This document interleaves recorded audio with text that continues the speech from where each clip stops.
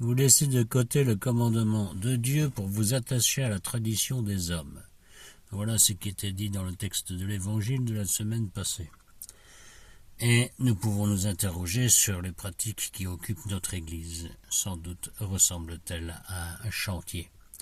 Un chantier balisé, mais un chantier quand même. Notre foi. À quoi correspond-elle? Correspond-elle au commandement de Dieu ou à des ritualismes que nous faisons parce que nous avons cru bon de le faire? Laisser de côté le commandement de Dieu laisse entrevoir la difficulté de reconnaître où se trouve Dieu.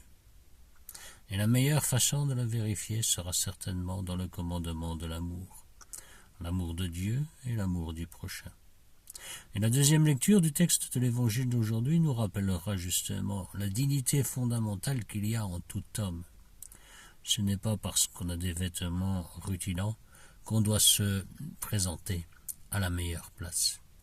Ce n'est pas parce que l'on a des vêtements rutilants que l'on doit être reçu à la meilleure place. Il y a une dignité fondamentale que nul ne peut retirer dans l'humanité parce qu'elle est créature de Dieu. Toucher à la créature, c'est toucher au Créateur. L'amour de Dieu se vérifiera bien dans l'amour que nous avons pour les autres.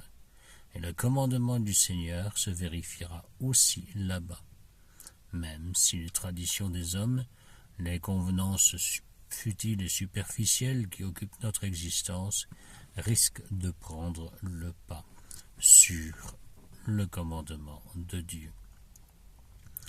Dans le texte de l'Évangile d'aujourd'hui, on voit Jésus qui guérit un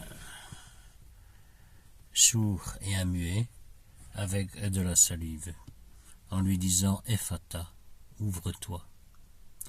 Jésus se présente non pas seulement comme un guérisseur, mais comme celui qui réalise dans sa propre personne les miracles qui étaient annoncés, plus exactement les signes qui étaient annoncés déjà dans l'Ancien Testament.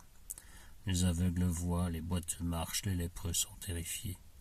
L'heure de Dieu, l'heure du Messie annoncé par le Seigneur, sera donnée avec ces signes annonciateurs. En guérissant, le Christ se présente comme le Messie annoncé. Seuls les démons dans le Nouveau Testament diront l'identité de Jésus avant la mort et la résurrection. Et Jésus les enjoint de se taire. Il faudra attendre le moment de la mort et de la résurrection du Christ pour comprendre que Jésus ne se présente pas comme un thaumaturge, mais bien comme le Messie annoncé, comme celui par qui se réalisent les promesses données à Israël. Le rite de l'Ephata, qui a été repris dans la liturgie du baptême, est une invitation à nous ouvrir aux réalités de Dieu. Puissions-nous donc reconnaître Jésus non pas comme un thaumaturge, mais comme celui qui réalise dans sa propre personne le plan de salut de Dieu. Et cela se manifestera pleinement au moment de sa mort et de sa résurrection. Puissions-nous donc avoir les sens ouverts aux réalités dans l'eau pour reconnaître le Messie en la personne de Jésus.